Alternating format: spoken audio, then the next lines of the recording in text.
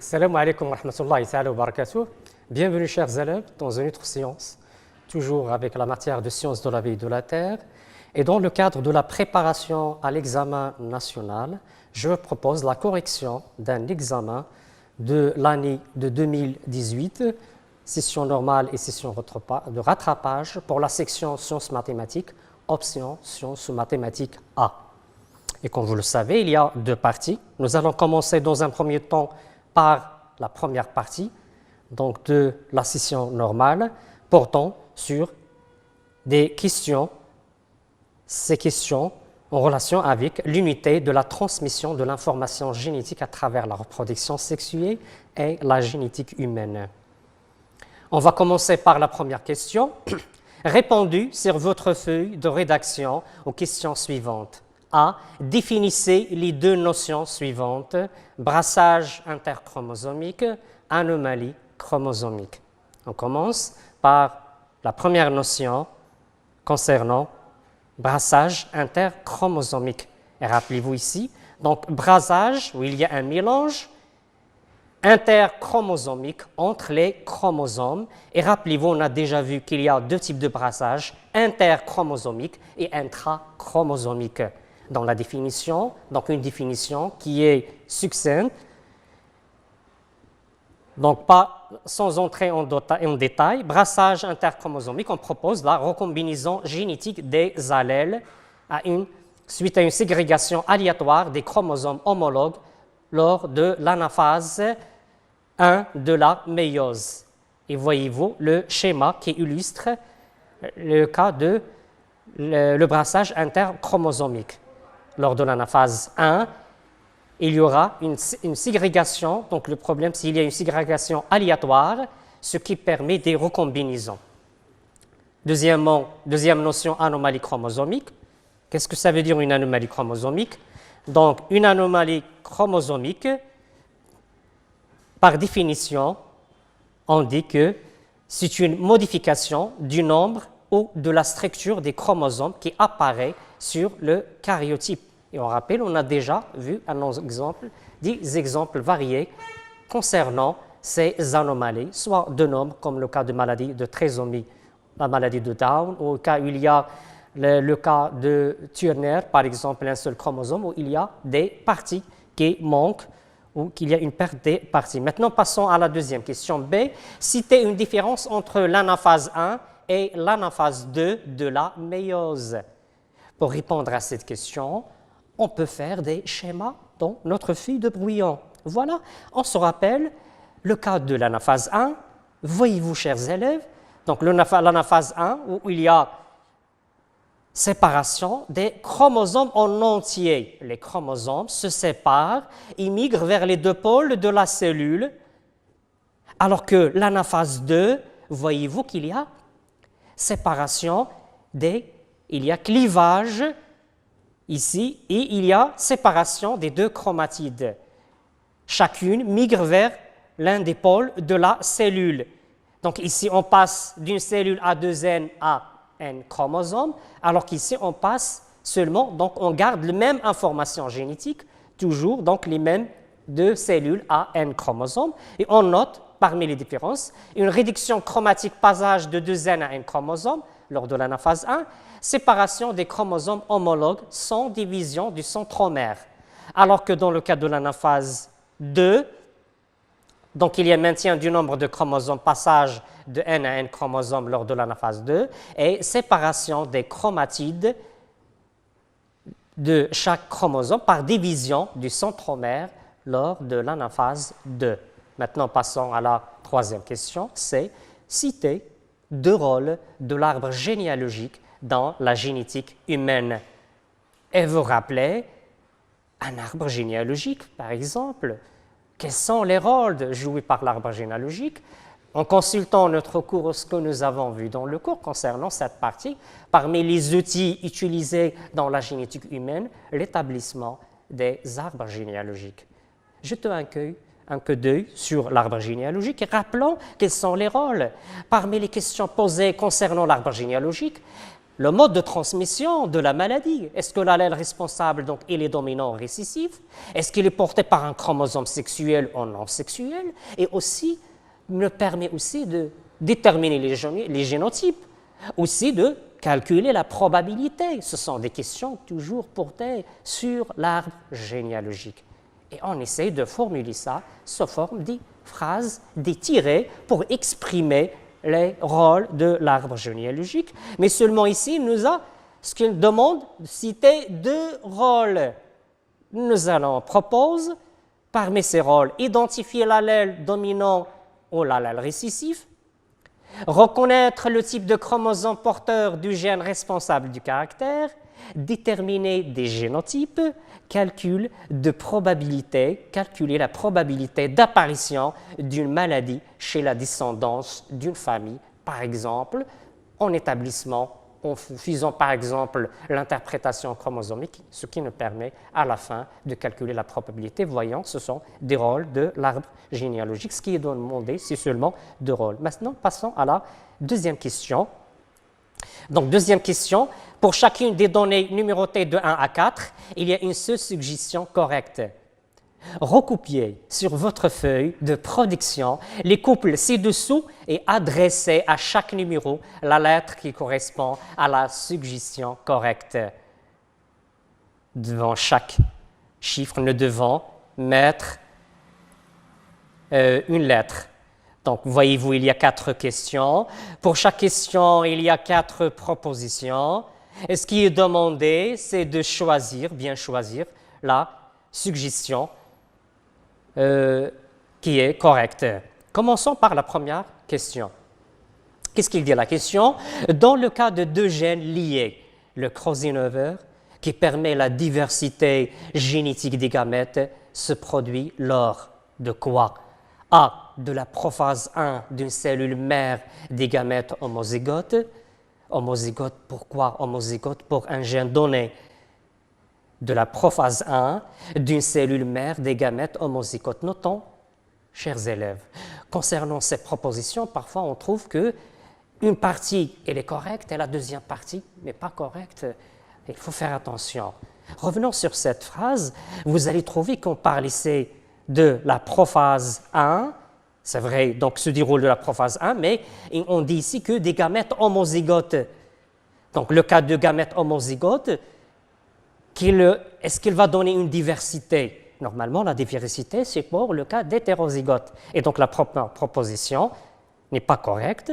Pour la deuxième proposition de la prophase 1 d'une cellule mère des gamètes hétérozygotes, bien évidemment, elle se déroule lors du prophase 1, c'est le temps de déroulement de ce phénomène qui est le crossing over, et aussi c'est au niveau des gamètes qui sont hétérozygotes. Et donc, là, cette proposition B, elle est correcte. Je coche je garde la suggestion, mais je n'ai pas encore terminé. Nous devons vérifier les autres propositions pour confirmer que la seule proposition qui est correcte, c'est la proposition B. Continuons. Maintenant, passons à la suggestion C. Lisons ensemble. De la prophase 2 d'une cellule mère des gamètes homozygotes. Et bien évidemment, on a dit que le crossing over se déroule lors de la prophase 1. Et rappelez-vous, ce qui caractérise la phase de prophase 1, la première phase de la division réductionnelle, c'est qu'il y a l'appariement des chromosomes homologues, ce qui augmente la probabilité qu'il y a d'intersection entre les chromatides des chromosomes du même père. Donc, prophase 2, ce n'est pas vrai, normalement c'est prophase 1, et donc elle est fausse. Passons à la proposition D de la prophase 2 d'une cellule mère des gamètes hétérozygotes. La même chose, vu qu'il y a prophase 2, n'est pas vrai, malgré qu'il se déroule au niveau des gamètes hétérozygotes, la proposition elle est fausse, la logique. Et donc, la seule proposition qui est correcte, évidemment, c'est B. Et je valide, je dis voilà, c'est la seule proposition qui est B.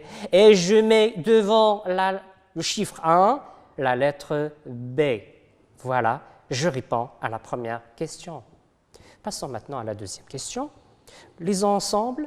La méiose donne 4 cellules haploïdes à partir d'une cellule mère diploïde. Et notons bien, la méiose, c'est une division qui permet le passage de 2N à N, qui se déroule en 2 étapes, en 8 phases, et qui aboutit à la formation de 4 cellules haploïdes à partir d'une cellule diploïde. Revenons, lisons encore une fois pour s'assurer. 4 cellules haploïdes, à partir de quoi? D'une cellule mère diploïde. Eh bien, c'est juste. Je maintiens cette proposition. Je continue. Passons maintenant à B. 2 cellules diploïdes à partir d'une cellule mère diploïde. Est-ce que c'est vrai?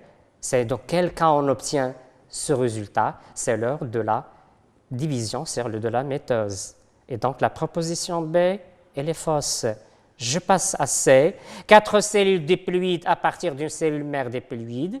Bien évidemment, on obtient 4 cellules qui sont haploïdes. Notez bien, parfois, un mot qui diffère, n'est pas vrai, à rechercher pour confirmer que toute la proposition elle est correcte. Donc, C, elle est fausse. D, 2 cellules haploïdes à partir d'une cellule mère diploïde. Normalement, 4 cellules haploïdes. Et donc, D, elle est fausse. Donc, la seule proposition qui est correcte, c'est la proposition A. Et je note devant D comme réponse A. Je passe maintenant à la 3e question. Lisons la question. La maladie héréditaire autosomale liée à un allèle dominant, s'exprime chez un individu. Une maladie héréditaire qui est autosomale, ça veut dire n'est pas portée par un chromosome sexuel, lié à un allèle qui est dominant, s'exprime chez un masculin homozygote pour l'allèle récessif. Normalement, homozygote pour un allèle récessif, son phénotype sera récessif et donc ne va pas exprimer la maladie parce que la maladie est liée à un allèle dominant. Et donc, la première proposition, elle est fausse. Donc, on peut noter par exemple ici, on peut utiliser les symboles, pourquoi pas? On peut citer pour l'allèle, puisque ici, la maladie est dominante, donc on peut noter ici M, grand M par exemple, alors qu'ici on peut noter petit n, l'allèle récessif il est normal, donc je note que son génotype c'est petit n, petit n. Et donc voilà, comme phénotype, elle nous donne le phénotype qui est normal. Et voilà, donc il ne peut pas exprimer la maladie. Et donc, la première proposition, bien évidemment, elle est fausse. Passons à la proposition B, féminin homozygote pour l'allèle récessif. La même chose. Il n'y a pas lié au sexe. Soit masculin, féminin, ça ne diffère pas. Mais ce qui rend la proposition fausse, c'est qu'on dit qu'il est homozygote pour l'allèle récessif, la même chose. Masculin ou féminin porteur de l'allèle dominant. Puisqu'il porte l'allèle dominant, donc il va exprimer bien évidemment la maladie, quel que soit son sexe, le sexe de cette personne. Et donc la proposition C, elle est correcte. Je maintiens cette proposition. Je passe à la dernière proposition, D, masculin, porteur de l'allèle dominant sur le chromosome X. Et donc ici, est-ce que l'allèle I est porté par un chromosome X? Donc voilà, donc la proposition, elle est fausse parce que l'allèle n'est pas porté par un chromosome sexuel X, mais porté par un chromosome non sexuel. Et donc la proposition, bien évidemment, elle est fausse. La seule proposition correcte, c'est C. Et je mets la lettre C devant 3. Passons maintenant à la 4e question. Qu'est-ce qu'il dit la question? Une femme porteuse d'un allèle dominant, morbide, qui cause la maladie. Une femme porteuse d'un allèle dominant, morbide, c'est-à-dire responsable de la maladie, sur le chromosome X, transmet la maladie à si. Est-ce que c'est à garçon uniquement? C'est fille uniquement? Donc normalement, le chromosome X, il va être, ce chromosome passe soit vers ces garçons, soit ces filles. Et donc, non, pas seulement les garçons. Donc, la première proposition, elle est fausse. Filles uniquement, bien évidemment non, parce que les garçons aussi héritent chromosome X de leur mère. 6 garçons et 6 filles à proportion égale. Et bien évidemment, puisqu'il porte X, donc il va donner de même proportion chez les 6 garçons et aussi pour les 6 filles. Et donc la proposition elle est correcte. Filles plus qu'à 6 garçons. Est-ce que c'est correct? Normalement, c'est la même proposition, la même probabilité. Donc, il produit un X, donc il va être transmis soit vers les garçons, soit vers les filles. Et donc, la seule proposition qui est correcte, c'est C. Et je mets devant lettre 4, je note C. Et comme ça, je réponds à la question. On a terminé pour la deuxième question. Maintenant, passons à la troisième question. Qu'est-ce qu'il dit? Le schéma ci-contre, où C après présente une phase de la méiose. Une phase de la méiose. Recopiez sur votre feuille de production les chiffres 1, 2, 3 et 4 et écrivez devant chacun d'eux le nom qui convient. Donc, notons bien, 1, qu'est-ce qu'on trouve? Ça, il représente un phénomène qui est l'étranglement équatoriel. Deuxièmement, ça qui entoure le noyau, bien évidemment, il s'agit de ce qu'on appelle l'enveloppe nucléaire. Troisièmement, regardons, ça fait partie de quoi? De fuseaux mitotiques, ce sont les premiers qui se forment. Donc, il s'agit de centrosomes qui donnent les 2 étoiles chez la cellule animale. Aussi, passons maintenant au titre. Donc, le titre convenable, donc c'est quelle étape? C'est la dernière étape, c'est la télophase 1 de la méiose chez une cellule. Et voilà, on répond à la question. Donc, chez une cellule animale, télophase 1, il y a une séparation des chromosomes et on trouve que chaque cellule possède un lot de chromosomes. C'est ce qui permet le passage de N à N chromosomes. Maintenant, on a terminé la première partie portant sur la restitution des connaissances. On consulte au fur et à mesure nos connaissances concernant cette partie. Maintenant, on passe à la deuxième partie, toujours dans la session normale, l'examen de 2018, raisonnement scientifique et communication écrite et graphique, comprend 3 exercices. Premier, chacun noté sur 5 points. Premier exercice portant sur la transmission de l'information génétique à travers la reproduction sexuée et la génétique humaine. Deuxième exercice portant sur l'étude quantitative de la variation. Et rappelez-vous, chers élèves, on a déjà corrigé cet exercice lors des séances précédentes concernant la préparation à l'examen. Vous l'avez trouvé aussi sur votre plateforme soutien scolaire à consulter parce qu'on va se limiter seulement au premier exercice et troisième exercice portant sur la génétique de population. Maintenant, nous allons commencer la correction du premier exercice. On commence par la lecture de l'énoncé. Qu'est-ce qu'il dit l'exercice? Les chers élèves, comment se comporter avec les exercices de raisonnement scientifique et de communication écrite et graphique? Il faut bien lire l'énoncé pour se repérer, pour savoir ce qui est demandé, la problématique, donc le problème abordé, et aussi l'objectif, il est déjà cité, sur lequel seront organisées les questions qui viennent après. On commence la lecture. Pour mettre en évidence, notez bien, pour mettre en évidence le rôle de la méiose et de la fécondation dans le maintien du karyotype formule chromosomique, dans la diversité génétique et connaître le mode de transmission de quelques gènes responsables des caractères héréditaires.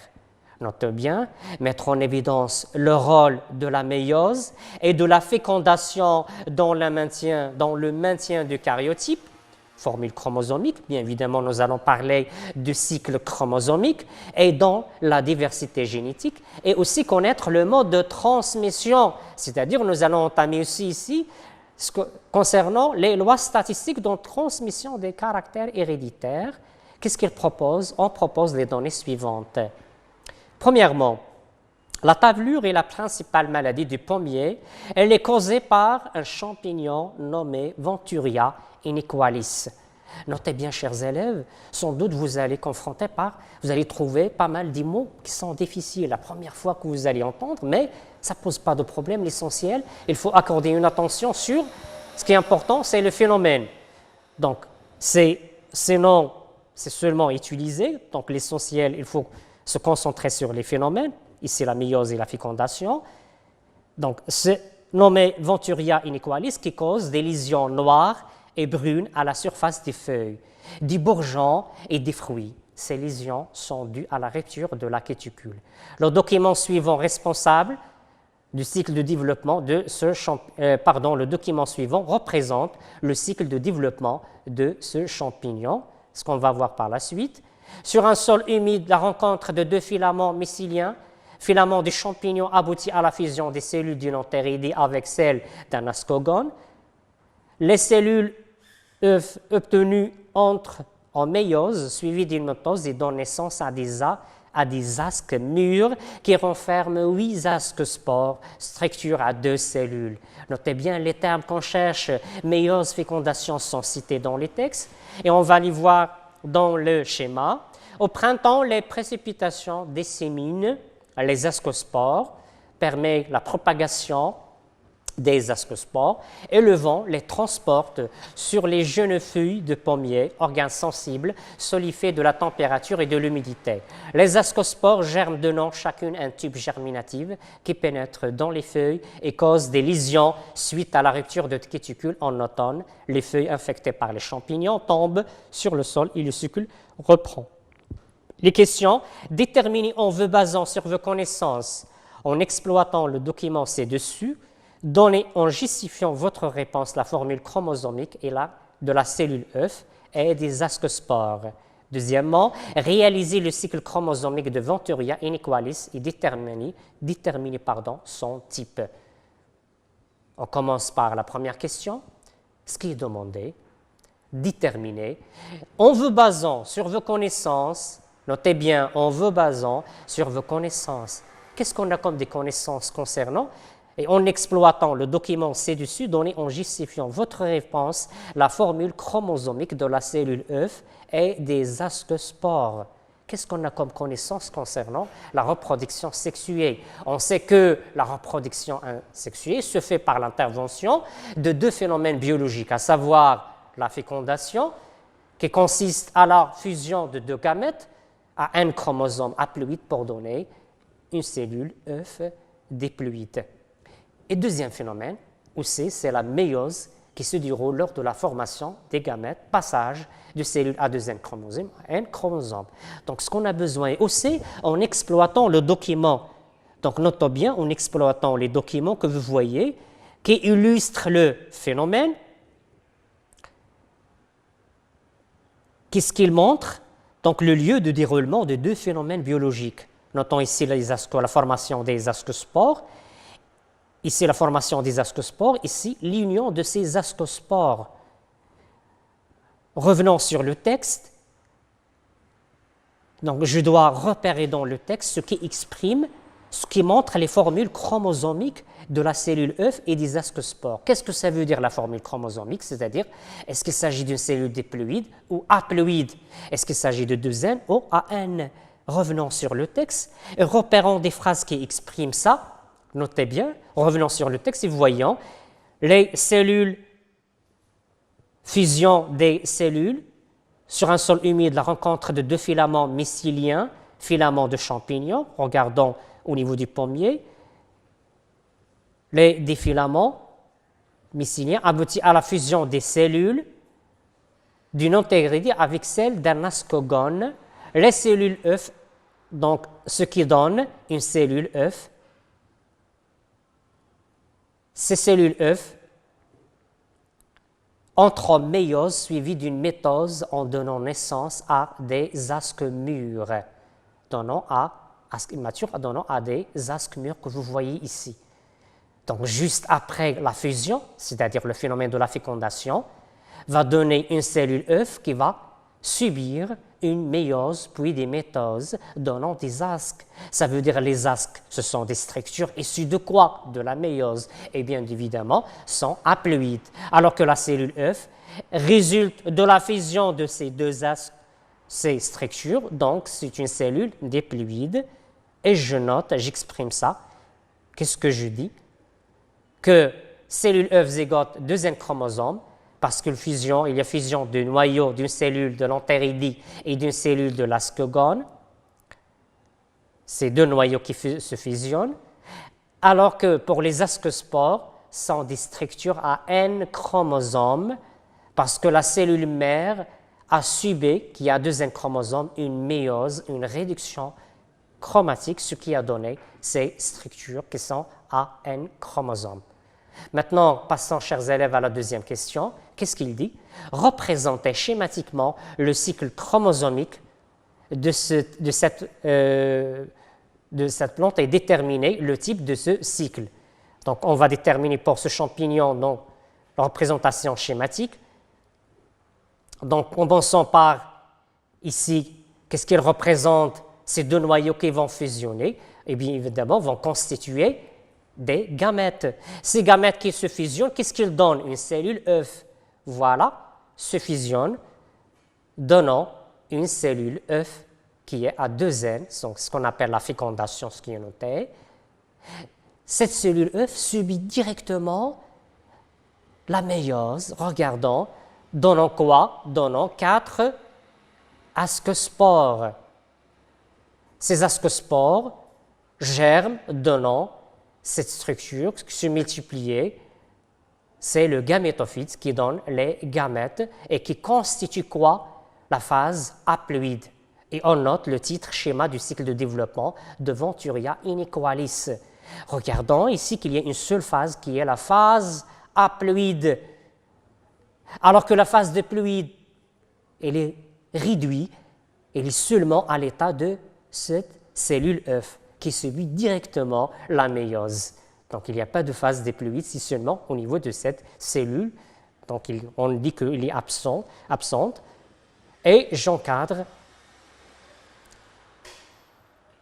ce schéma, et voilà, sans oublier le titre schéma du cycle de développement de Venturia inequalis. Après, ce qui est demandé, c'est déterminer quel type s'agit-il de ce cycle de développement.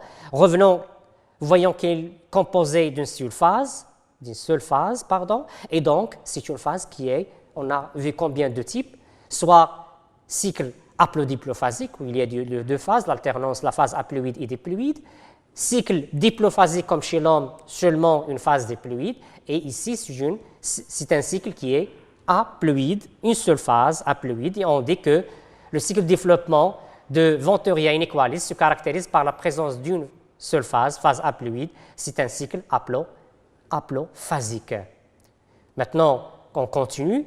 Afin d'étudier le mode de transmission des deux caractères, taille des fruits et sensibilité envers le champignon Venturia inequalis, qui entraîne une baisse importante de la production chez les pommiers, on propose les données suivantes. Dans une région à climat propice, on cultive 2 souches de pommiers. Souche A à gros fruits et sensible aux champignons. Souche B à petits fruits et résistante aux champignons. Pour sélectionner une souche pure, l'objectif, homozygote pour les 2 gènes, de pommiers à gros fruits et résistante à la travelure, on réalise les 2 croisements suivants. Premier croisement entre des plants de pommiers des souches A et B. Elle donne une première génération F1 constituée de plants à petits fruits et résistants aux champignons. Ça, le premier croisement. Deuxième croisement, entre la première génération F1, c'est important, il faut bien identifier quels sont les individus qu'on a croisés ici. C'est F1 avec quoi? Avec des plants de la souche A. Ce n'est pas entre F1 entre eux, donc c'est entre F1 et des plants de la souche A. Elle donne une deuxième génération F'2 constituée de 12 967 individus répartis de la façon suivante: 3212 à petits fruits et résistants aux champignons, 3182 à petits fruits et sensibles aux champignons, 3232 à gros fruits et résistants aux champignons et 3341 à gros fruits et sensibles aux champignons. Troisièmement, qu'en déduisez-vous des résultats du premier et du deuxième croisement? Justifiez votre réponse en utilisant ici les lettres grand G, petit g pour les allèles du gène codon pour la taille de fruit, grand R et petit r pour les allèles de gène codon du gène codon pour la résistance aux champignons. Notons, donc pour répondre, Donc, quatrième question, donner l'interprétation chromosomique des résultats du deuxième croisement en vous basant sur l'échiquier de croisement, puis dégager le pourcentage de phénotype voulu. 5. À partir des résultats obtenus en réponse à la question 4, proposer un croisement permettant d'augmenter le pourcentage de la souche pure du pommier désiré, puis déterminer le pourcentage du phénotype de cette souche pure. Pour répondre à ces questions, nous allons commencer par la première, donc la question 3. Que déduisez-vous des résultats du premier et du deuxième croisement? Justifiez votre réponse. Donc, notez bien le premier croisement, qu'est-ce qu'on a fait? On a croisé entre souche A à gros fruits et sensible aux champignons, souche P de champignons à petits fruits et résistant aux champignons. F1, plant à petits fruits et résistant aux champignons. Donc, qu'est-ce qu'on peut dire concernant ce croisement? Donc, c'est le premier croisement. Et on a obtenu une génération, comment il est F1, qui est homogène. Un seul phénotype à 2 caractères, à petits fruits, et résistant aux champignons. Et donc, qu'est-ce qu'on dit? Que les parents sont de race pure, c'est-à-dire sont homozygotes pour le gène donné. Et aussi, qu'est-ce qu'on peut déduire? Que la première loi de Mendel est vérifiée, elle est validée, et aussi, on peut parler ici, on parle de cas de dominance, donc on est dans le cas de dominance absolue. Donc ce qui est dominant ici, c'est le petit fruit, dominant au gros fruit, et aussi résistant, dominant au sensible, parce qu'il apparaît dans la première génération. Et donc on exprime ça sous forme de phrases. Qu'est-ce qu'on dit? Notons que le croisement variété qui diffère par 2 caractères, taille de fruit, et aussi là, le type de, est-ce qu'il est résistant ou sensible, donc il s'agit de cas de dihybridisme, et on dit aussi que F1 il est homogène, les parents sont des races pures conformément à la première loi de Mendel. Donc ça concernant donc dihybridisme, et on dit aussi que la loi de Mendel il est vérifiée. Passons maintenant toujours, on dit que, qu'est-ce qu'on peut déduire? Dominance absolue, et on donne les symboles. Là, les responsables du caractère petit fruit est dominant, grand G, et là, les responsables du caractère gros fruit, elle est récessif.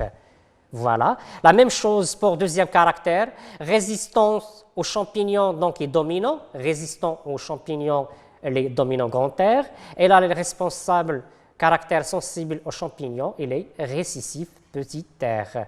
Donc voilà, on a donné les symboles.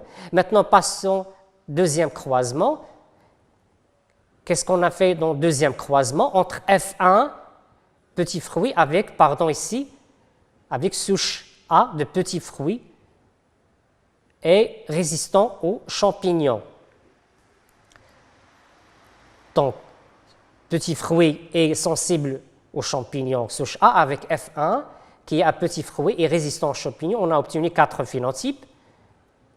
Donc, qu'est-ce qu'on peut dire ici? Donc, on a obtenu des proportions qui sont identiques.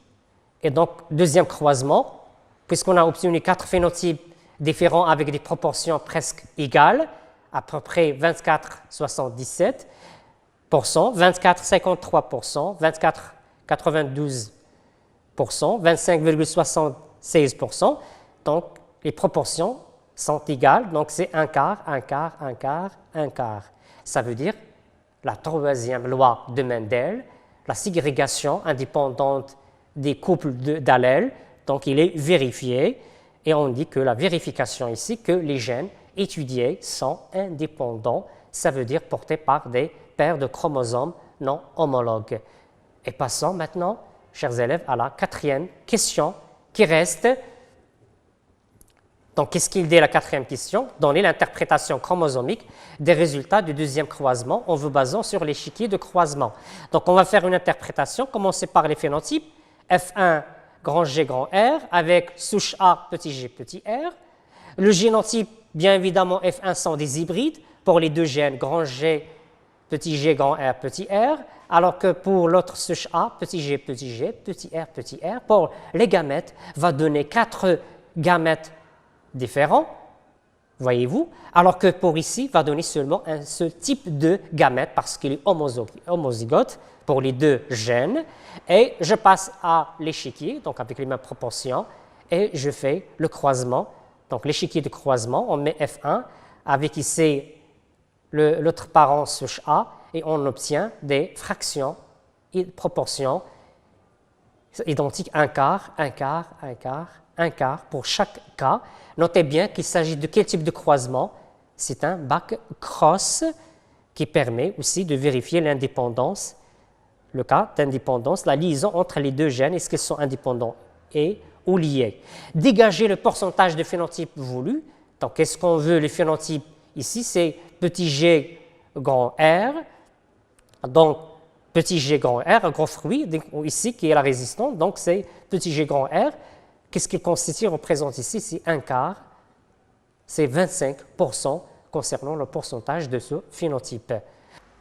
Passons maintenant à la 5e question. À partir des résultats obtenus en réponse à la question 4, proposez un croisement permettant d'augmenter le pourcentage de la souche pure du pommier désiré, puis déterminer le pourcentage de phénotype de cette souche pure. Notez bien, chers élèves, qu'on a déjà vu dans l'énoncé, le pommier désiré, cité dans l'énoncé, cité à fruits, donc des souches à gros fruits et résistants aux champignons. Donc, pour obtenir une souche pure à gros fruits et résistante aux champignons de la tablure, on réalise une autofécondation des plants F'2 ayant le phénotype voulu, ayant ce phénotype. Donc, pour cela, donc phénotype F'2 G grand R, G grand R, génotype JG grand R petit r, et pour les gamètes, on obtient deux types de gamètes pour chaque individu, dont le croisement va donner 3 phénotypes, notons 1 quart, 1 demi, 1 quart. Ce qu'on a besoin, c'est à race pure, donc de souche pure, parmi les phénotypes ayant gros fruits et résistants aux champignons, c'est-à-dire petit g grand R, petit g grand R grand R. Donc ici, c'est 3 quarts. Et parmi ces phénotypes qui sont homozygotes, c'est-à-dire race pure, c'est seulement cette partie, c'est-à-dire 1 parmi 3. Ça veut dire le 1 tiers qui sont de race pure. Donc 3 quarts de phénotype voulu ayant 3 quarts parmi les descendants ayant ce phénotype, mais ceux qui ont de race pure, c'est seulement 1 tiers. Chers élèves, on arrive à la fin de cette séance. Je vous remercie pour votre attention et à bientôt.